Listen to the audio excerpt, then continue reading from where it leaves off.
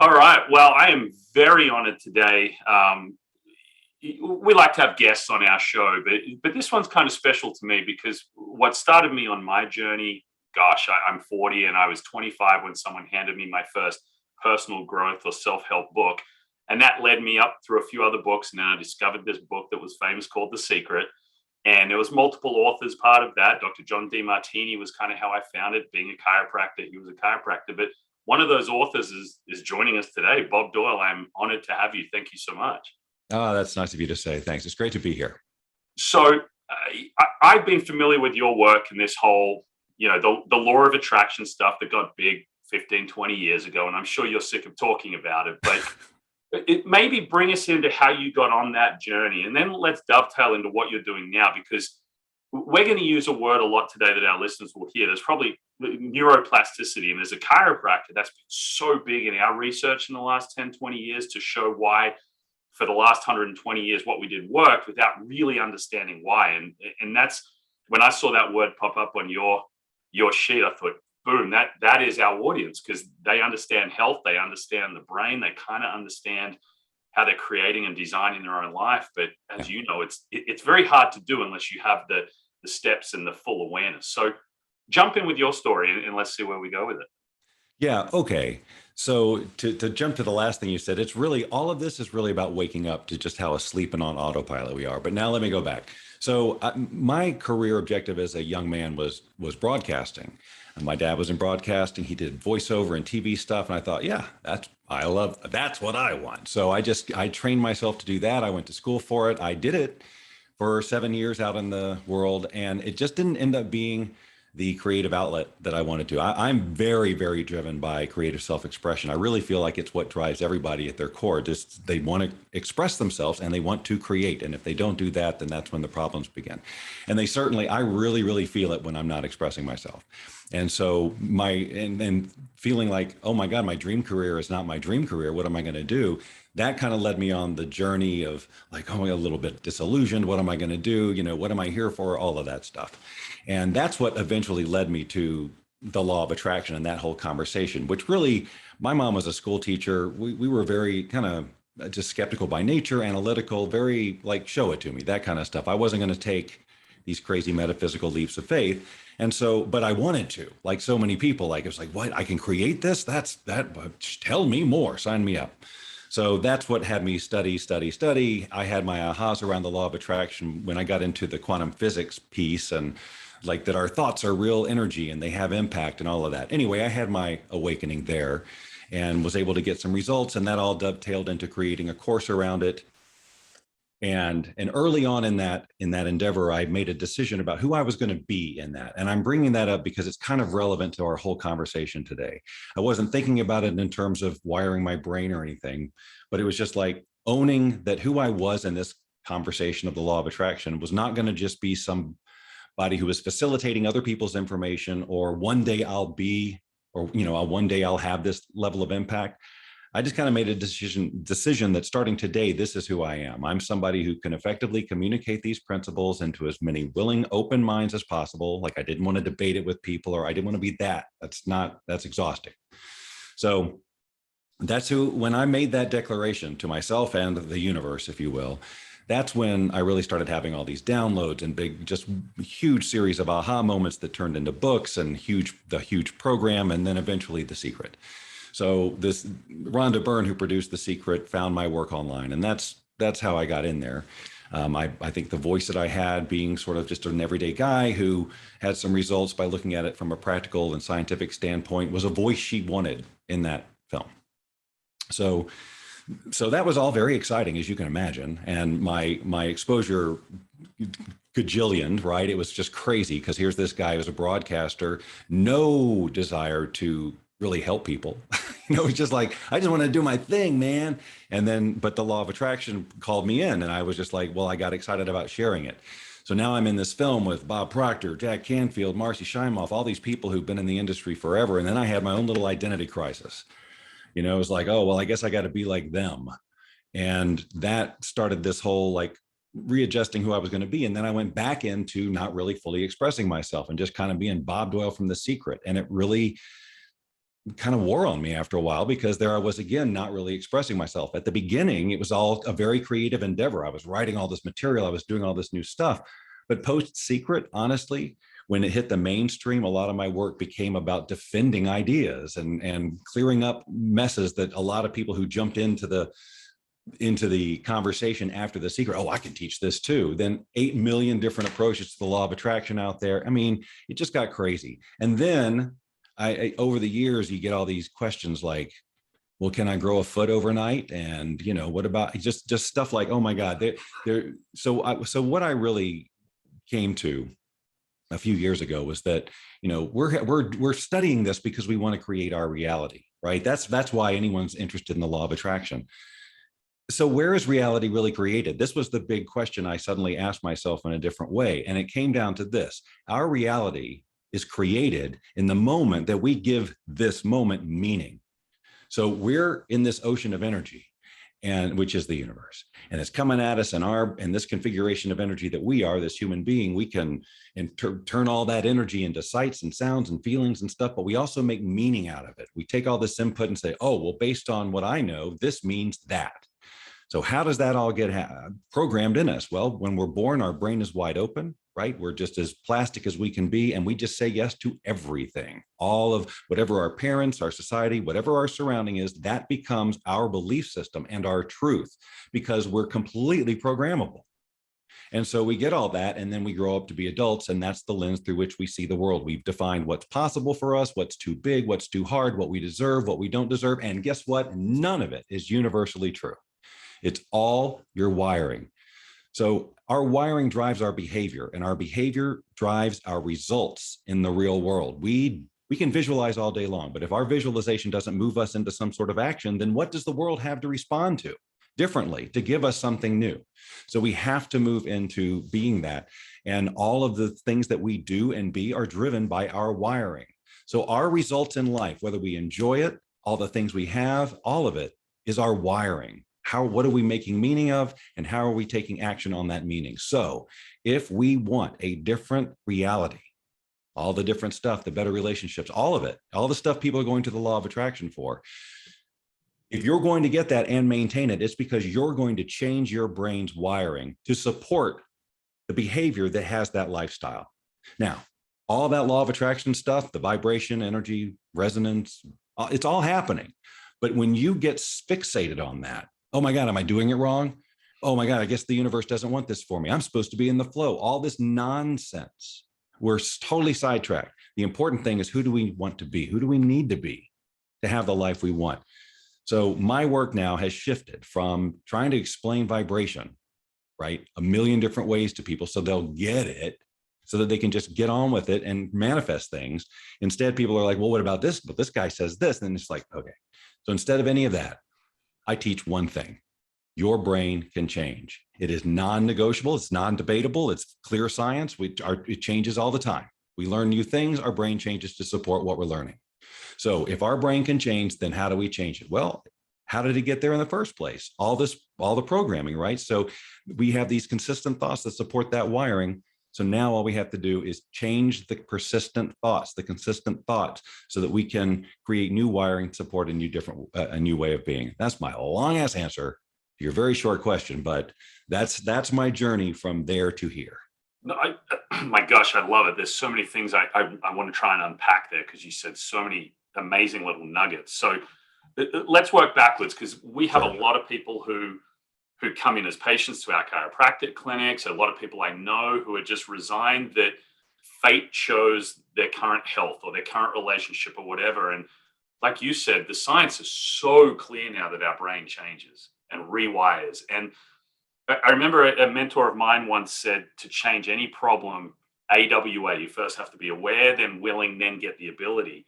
And why is it that you think so many people seem unaware of that? They think, well, I just seem to attract bad men or women as relationships. I seem to attract bad bosses.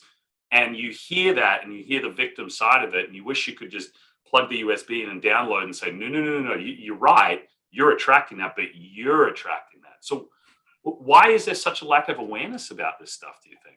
It's interesting because the way that we learn anything is through repetition and persistence and making mistakes and getting feedback and failure and the things we call mistakes and failure. It's all just feedback, and we make adjustments and we get there. Like when we were learning to walk, we fell down as many times as it took till we could do it. Same with reading, writing, talking, all of it. But when it comes to our personal development, we have a whole different set of rules about how it's supposed to happen. And if we're in the law of attraction space, it's supposed to be this magical sort of, well, I visualized, I got into the feeling of having it now. Where is it? Oh, it didn't happen in a week. Well, you didn't learn to walk in a week. You didn't learn anything in a week, right? Your wiring is what it is, and it's your whole lifetime. So of course it's hard when it comes to changing it. You can get excited about change, but when you go to implement, well, if you're not wired for the change that you need to make, your current wiring is going to go on full alert. And what too many people make that mean is, this is hard. If this isn't for me, this is for someone else. I'm not cut. No, it just means you're about to grow. Just like everything else you learn. It's like, wow, I don't know how to do that thing. And there's a little discomfort around that, but I'm going to study it and I'm going to practice it. I'm going to keep getting it in there until I'm wired to do it. Any new skill you do, a musical instrument, you make it non-negotiable and you'll do it till you get there. We don't make our goals non-negotiable enough. We're not excited enough about the possibility of our new life to actually just go through what we need to go through. Or we have these expectations that it's supposed to take a week or a month or whatever the guru said on the program. We have no way as facilitators of these programs to know how long it's going to take for any particular person to get a lasting, permanent result of transformation, because that's brain rewiring. That's a lot of biology that has to happen. We can't be with them 24/7 to make sure they don't go down that autopilot path, and if they don't have a support system or some sort of coaching mechanism in place, if they're not doing something on a regular basis every day throughout the day, then how can we expect to have lasting change? We must rewire. It requires the repetition. If we don't do it, if we spend 30 minutes a day getting excited about something, and then the rest of it, we go back to quote unquote real life and the same old meanings, then what do you think is going to happen in our brain? Not much. It's going to stay the same. And we're going to be looking at our vision boards and doing our meditation and going, what's going on? It's not working. No, you're not doing it. You got to do your part. We are, again, it's not us asking the universe for things. If anything, it's the universe asking us, go do this, go be this, go have this, go experience this. That's why you are here. That's why you have these passions. That's why it feels so good to think about it. What do you think I put you here for? Go do it. That's the favor. You don't need to ask me to do it. I gave you everything you need. You got your brain, you got your imagination, you have the ability to take action. And it's a completely programmable brain. It's just unfortunate for the first 7 years, your parents told you all this stuff you couldn't do. But I promise you, if you change that conversation, the brain will change to support the new conversation, and you will be and get different results. Brilliant answer. I love that. I remember not long after The Secret came out, reading about this guy that got all angry. And I think it was to Rhonda, the creator. He wrote in and he said, I sat and visualized every day for 30 days and my dreams didn't come true. And you just nailed it. You can visualize till the cows come home. But what's that saying? The harder I work, the luckier I get. I mean, when you take action towards something and providence sets in, it's amazing how opportunities come up, I guess, because you're looking for it, right? And you're more attractive to it because you're resonating at a different level. Because you're that person who attracts those opportunities. That's who you're being. You're not being the person who will one day, when all the stars line up, I'll be that person. You're being it right now. So you're taking different action. You're getting different opportunities, and different results are coming as a result of that way of being. And that's why I love. Oh, you go. I just wanted to say, because I don't want to negate visualization. It is the most powerful tool we have. That's the beauty of the brain, that we can do that. We can create images and thoughts and feelings and sounds and the whole thing in our imagination. It's the most incredible reality creation tool you've got. So visualization is absolutely a part of it. But what you need to be visualizing is not like all this magic happening. It's you being that person for whom the magic's going to happen. And then being that person, when you get out of that visualization, you practice doing it in your mind with full emotion and as realistically as possible, just like they tell you in all the law of attraction stuff. But what you're rehearsing is who you're being, so that when you're out in the world and that situation comes up where you normally go, you've rehearsed the new way of being, the empowered way of being. You've done it over and over and over again. You've run every possible scenario. You've got grooves in your brain to support that new behavior. And when the first time you do it, The first time you do something different in a familiar situation and those people see that new behavior, something's going to happen. A change is going to occur. It's certainly going to be initiated. But if you had just sat there and never did it and just waited for them to change because you visualized it, nothing's ever going to happen. Well, and that's insanity, isn't it? You keep doing the same thing, you expect something different. And then you blame the process. Of course, it's a good victim, isn't it? So that's why I always love being around people who have huge success in an area of life I want to have success, whether it's a better marriage, getting around a couple that have a great marriage, whether it's business, be around someone who's worth way more money, because number one, you realize they're just a regular human. Like, yeah, you were on The Secret, you're a celebrity, but you're still Bob. You're a normal dude. I mean, you're a human. So it's nice to be around them and see, well, they're no different. They're just taking action and behaving in the way of a person who has success in that area. So Yeah. I love your answer there. That's so key. So for people who feel stuck, because that's a lot of my listeners are either stuck with health or stuck with a job they don't like or stuck with a relationship, what would be your advice to them on how do you first get aware and unstick yourself and start moving down this path? Right. So the first thing it's the awareness, just like you said earlier. And that's really my primary job. Like I said at the beginning, is to wake people up to just how on autopilot they are. So the way that I do that is I give everybody a quiz, and I have this quiz at 60 seconds. It's free. It's online. I'm happy to give the URL here. And what it does is it identifies what I call your transformation personality type. And that's just based on me doing this for 20 years and seeing people come in and hearing all their stories of self-sabotage and the way that it plays out. So that now if I can help you see the autopilot behavior that you just do unconsciously, it just happens because this is your truth and you rationalize it and it just seems like that's the thing to do. But that behavior is consistently stopping you from moving forward. You rationalize not taking action, you give up completely, whatever it is, that trait and that personality type can very often come up and stop you. And if you're not aware of it, how are you ever going to change it? If you just believe that your response is the only response, then how will you ever change it? Your brain won't let you, because logically this is the only response. But when you can wake up and go, wait a minute, this isn't the only response. This is the response I'm automatically getting. When you can become conscious and learn to become the observer of your own thought process. Oh my God, now there's freedom. And that's the skill set I teach first, because from that moment of choice, from that you have choice. And so a lot of my work with people is helping them cultivate and define what that choice is.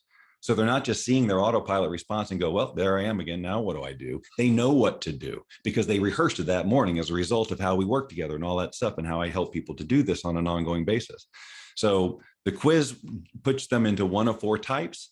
There's nothing bad about these types. And just because you are one of these types, it doesn't mean that you're going to self-sabotage. But since you asked, if you're feeling stuck, then knowing this type, shining a light on it, can be the most powerful weapon you've got first, because without that awareness, you can't change it.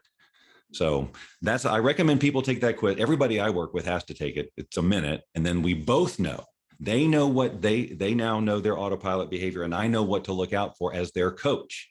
Right. And then they take the quiz and they also get like this PDF and a video says, hey, this is what this means. This is how you can kind of combat that autopilot behavior in some ways. You might replace it with something more. So it's not just identify it and go, yeah, it's also, we tell you some things to do about it. Okay. Well, we'll certainly put that quiz in the show notes. So I'll get that from you because I think that'll benefit everyone. There's something else you keep keying into here, which I think is such a huge point, that how much of our experiences are the meaning we attribute to it. Like, you can have someone who seems like they're always positive and lucky and happy, but I feel like those people go through the same stuff we all go through. Bad things happen to them. People die, they get sick, but it's their ability to say, this just is. It's not good or bad. It is. And am I going to pivot and adapt, or am I going to wallow and stay a victim? Can you speak to that a little bit? Oh, absolutely. Yes, it is. It's a choice, right? It's a choice, and it doesn't feel like a choice. If you've been programmed to go negative and just play out the bad scenarios, then this was me, so I can speak directly to this. The idea of, thinking more positively about something or looking on it's just like it just doesn't, because you're not wired to do that. So I had to learn that that automatic way of being, even in the midst of all this, is like 20 years of doing The Secret and the law of attraction. I still felt like I was always going to have to process negative before positive, because that's just what I always learned. First, you have to assess why something won't work before you can look at it. It's one of the personality types is the skeptic, and that's what I would have tested for. And the skeptic asks first, when they look at something, why won't this work for me? And all I invite the skeptic to do is flip that question and say, why will this? How could this work for me? You still get to be skeptical. You still get to be intellectual. You still get to be logical about it, but the odds are in your favor that you're going to find a solution. Because if you ask why something won't work for you, guess what answers you're going to get? You're going to get all the answers about why it won't. And then why would you go further? Brilliant. So that's one of the types. What are the other three types of people? So quickly, the seeker is the number one. The seeker is the one who is very excited about transforming. They want something better for themselves. And so they try every freaking thing that comes along. And that's kind of just part of our culture. It's like the shiny object. And you get into one course, one idea of thinking, one process of rewiring, and then something else comes over that's a little more sexy, or, oh, I know that guy's more famous, or whatever your reason. And but the seeker in you just doesn't want to miss anything. Oh, this might. But that just results in a lot of fragmented wiring, chaotic results, and inconsistencies. And you wonder, why isn't this working? And every time you bail on something to go to the next thing, you put a little notch in your brain that said, that didn't work for me. That didn't work for me. That's another thing that didn't work for me. And you're just collecting all of this stuff about what doesn't work for you. And you're really, really causing problems for yourself. So I just tell the seekers, like, the seeking spirit is awesome. I mean, I'm always learning and educating myself, but when it comes to a specific task or transformation, you got to see it through. You just stick to it and see it through. And here's the thing. It's really simple. We're at the end of the day, all we're doing is sending our brain different thoughts. That's it. But it feels completely hard. It feels completely foreign. It feels like you're lying to yourself, all of those things. But there's this momentum that happens as you shift your thinking. At first, it seems really hard. You do it over and over and over again, and then it just glides along. So 2 more types. The wizard type is if there had been a slash, like skeptic slash whatever, wizard would have been the one, which is interesting because they seem very different. The wizard is the one who kind of embraces all that, the magical part of it, the energy and the vibration. I'm going to bring it to me. I'm going to conjure. I'm going to manifest. I'm going to do all these rituals, and then the universe will do my bidding. Right. And so we get a lot of those people, and they post a lot of inspirational quotes, and they do all that stuff. But is that all that visualizing, is all that conjuring, is all that alchemy moving them into different action? If it's not, results are going to be slow, and they're going to wonder why the law of attraction isn't working for them. But they're very loyal. And they love they love the woo-woo. And look, woo-woo is just science. So I'm not negating, I'm not trying to cast aspersions upon people who like the woo-woo. But if the woo-woo isn't moving you into action, it's not woo-woo working for you. You gotta get in action. So the last one is the people pleaser. And the people pleaser is stopped by the opinions of others. That's the bottom line. So they get very excited. They say, oh my God, I've been inspired to be me. I'm called to be me. I'm going to play the bigger game. And as soon as they start to do that, the people in their life tell them all the reasons they shouldn't, couldn't, can't, whatever it is, or they give them a look, or they have a tone, or any of those other things that say, I'm not on board with this. And the people pleaser allows that to stop them. They compromise their own vision for the comfort of others. But guess what? Nobody's comfortable here. They're not comfortable just because you're no longer following your dream. They're just not telling you about their discomfort, which is what prompted them to tell you why you can't have yours. And of course, if you don't go after your dreams, then whose life are you living? Are you living your life at all? You're just a shell and a human trying to make everybody happy, and no one is. So your goal, your job here is to live that life that you are here to live.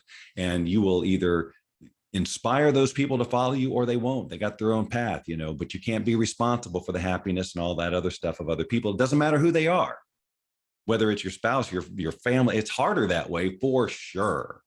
But it still comes down to the question, who am I going to live for, me or everybody else?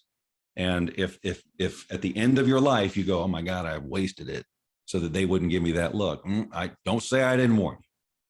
So the people pleaser just needs to kind of wake up to the fact that they're not helping anybody with their people pleasing. They may be avoiding some uncomfortable emotional confrontations, absolutely, but it's just a slow burn through life. That is it. Those people are always going to be that way. And as soon as you push their buttons, you're going to be dealing with that.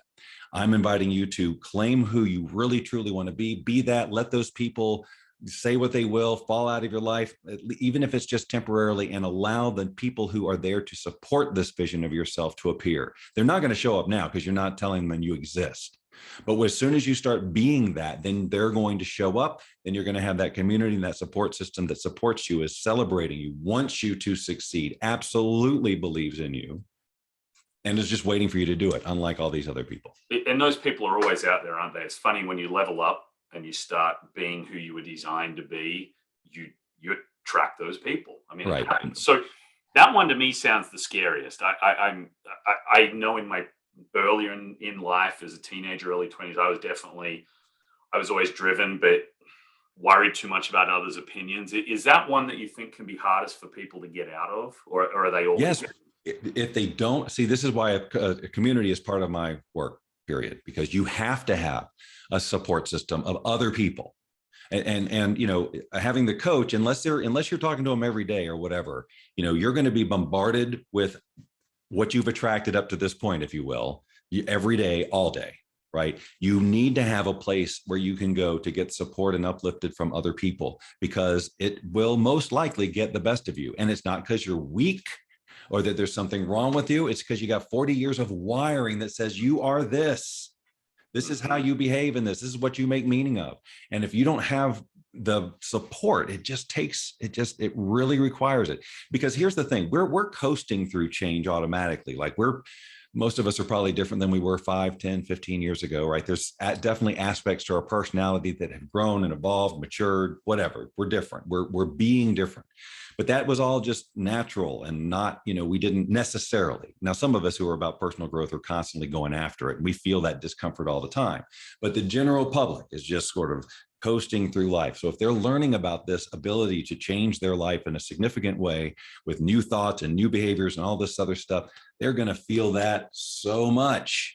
And it's not, that discomfort's going to come on quicker. So, and again, that's not a bad thing. It just means, okay, I'm accelerating the growth process. I'm going to compress my discomfort instead of drawing it out for 20 years. And then I'm going to get the support and the tools and everything I need to make that discomfort as comfortable as possible. But knowing that the discomfort is actually serving me.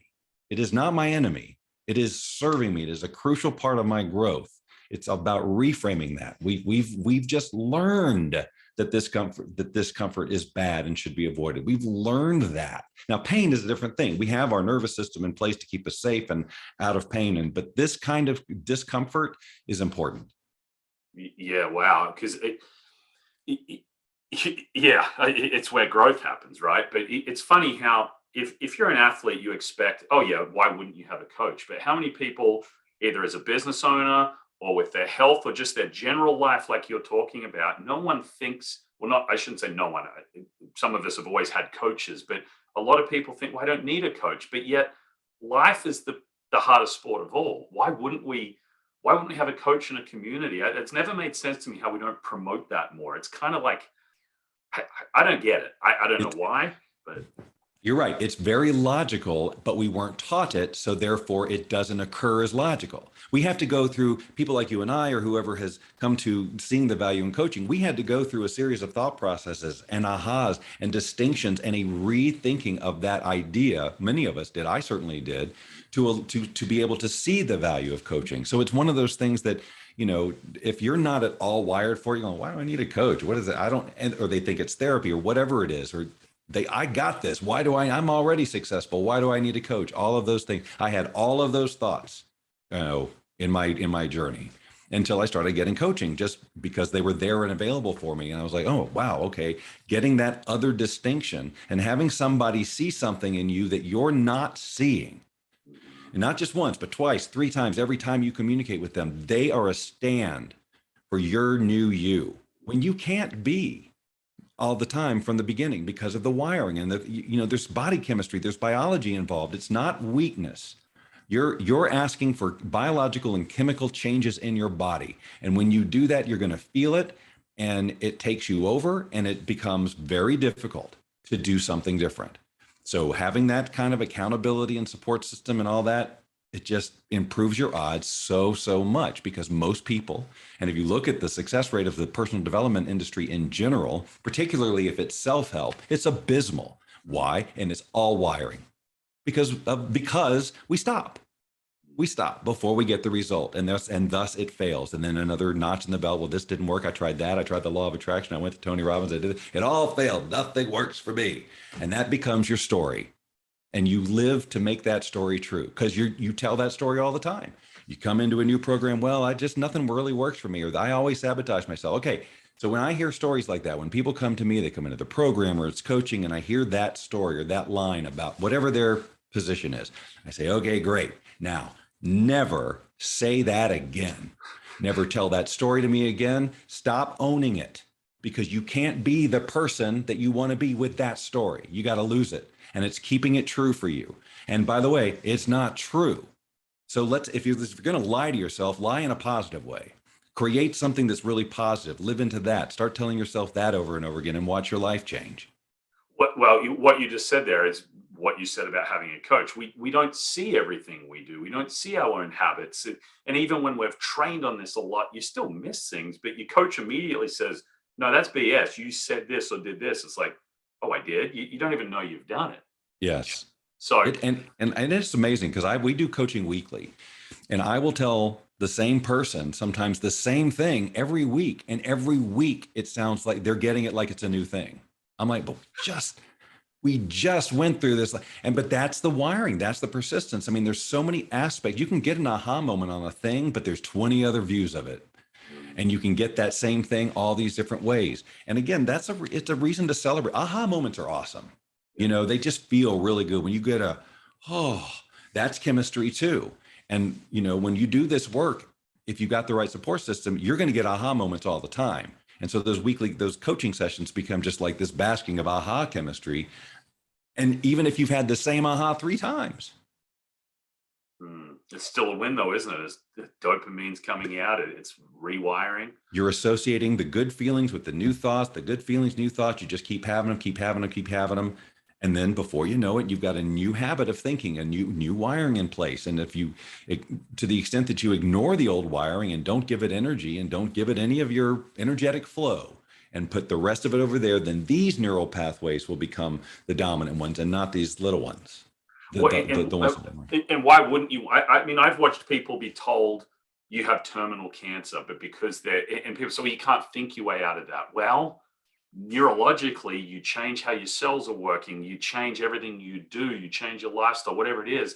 I've watched people come out of these horrific health things. I mean, it's all power of that. There's stories right? like that, yes, all over the place, and so much of it is about what you tell yourself. And the problem that here's the tricky part about that is that sounds magical. Mm-hmm. That sounds like the woo-woo. I had one of the first events I went to after The Secret came out back in Atlanta. This gal, she had a little to drink, but she came up and was really in my face about this whole health thing. Like my brother, this, that, and the other. And it's like people aren't taking responsibility for their own health. There's a big difference between not doing anything and just wishing for health or visualizing health. It's deeper than that. But miracles can absolutely occur because, again, our body produces all these amazing chemicals. We have the ability to heal ourselves in amazing, amazing ways. But we also have a lot of us have autopilot wiring, for example, that is constantly squirting out cortisol. We live in high stress all the time, and that has so many negative. It touches you in so many ways that you would not think about your decision making in your sleep and just your life. And it's just about stress. And if you would just adopt a meditation practice or take on breath work or any of these small behavioral changes to manage that stress, your entire life could change. But if you don't do that kind of stuff, if you read all the books and you watch the movies, but you don't do the other things that your body needs, because it's your body that's doing this, it's your body that's feeding these chemicals, it's your brain is a biological thing. So, we really got to take all this more seriously about, taking care of everything and stop thinking so magically and understand that we are a system of systems.